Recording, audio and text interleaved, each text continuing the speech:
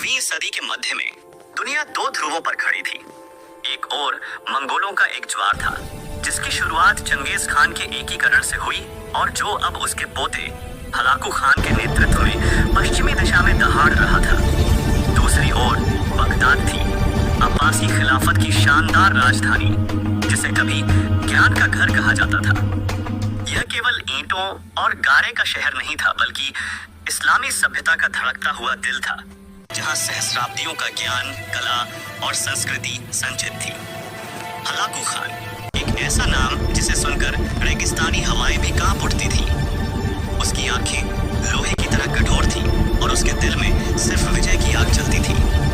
Genghis Khan का पोता होने के नाते वह साम्राज्य विस्तार के महान स्वप्न को जी रहा था। उसने मध्य एशिया में अपने रास्ते में आने वाले हर राज्य को कुचला था और अब उसकी भूखी तलवार की निगाहें पश्चिम के समृद्ध मुस्लिम साम्राज्यों पर थी। उसकी विशाल सेना, जिसमें अनगिनत घुड़सवार, कुशल तीरंदाज और चीन से लाए गए घेराबंदी के विशेषज्ञ शामिल थे, एक विशालकाय तूफान की तरह आगे बढ़ रही थी।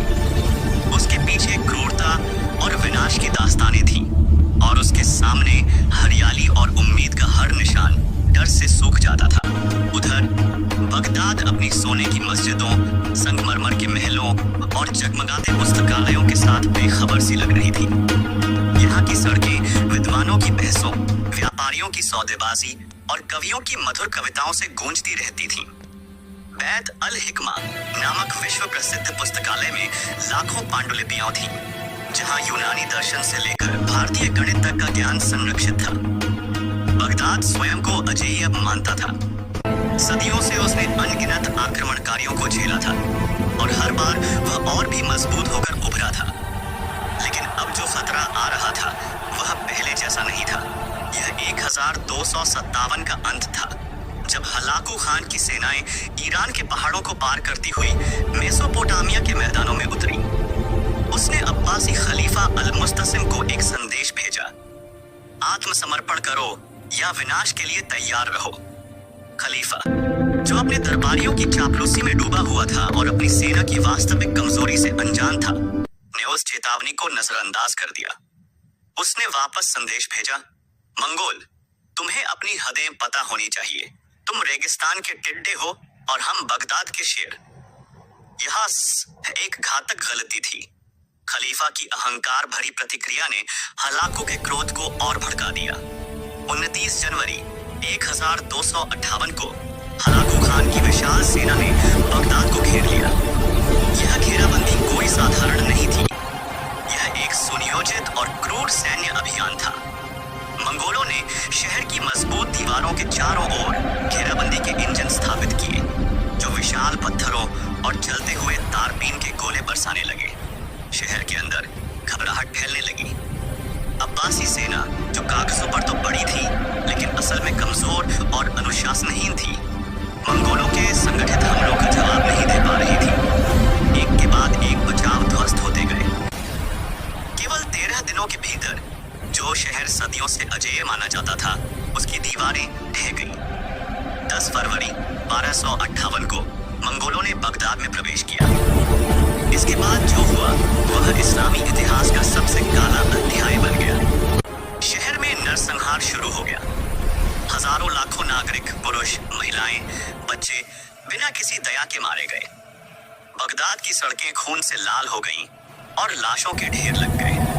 बैत अल हिकमा, ज्ञान का वह महान घर जहां सदियों का ज्ञान संचित था, जलाकर राख कर दिया गया। कहा जाता है कि टिग्रिस नदी का पानी स्याही से काला हो गया था, क्योंकि लाखों पांडुलिपियों को नदी में फेंक दिया गया था।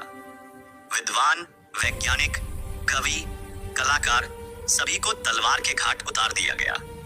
बगदाद का भव्य सौंदर्य, उसके पुस्तकालय, उसकी मस्जिदें, उसके महल, सब कुछ जलकर राख हो गया या लूट लिया गया। एक सभ्यता का गौरव एक झटके में धूल और धुएं में बदल गया। हलाकू खान ने खलीफा अल मुस्तसिम को गिरफ्तार कर लिया और कुछ दिनों बाद उसे एक मंगोल कंबल में लपेटकर घोड़ों के नीचे रौंदवा दिया, क्योंकि मंगोल परंपरा के अनुसार शाही रक्त को सीधे जमीन पर नहीं बहाया जा सकता था। अब्बासी खिलाफत का अंत हो गया। इस्लामी स्वर्ण युग का पर्दा गिर गया। के राजनीतिक और सांस्कृतिक परिदृश्य टियाकुरुश को पूरी तरह से बदल दिया। हलाकू खान ने फारस में इल्खानाट राजवंश की स्थापना की, जो मंगोल शासन का एक नया अध्याय था।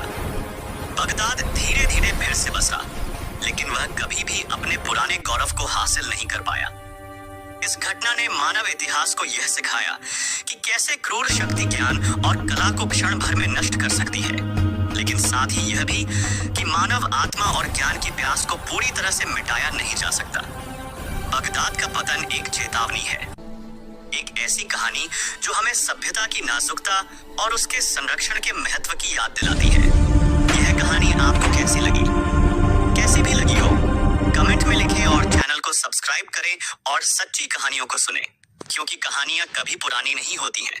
आपका बहुत बहुत धन्यवाद।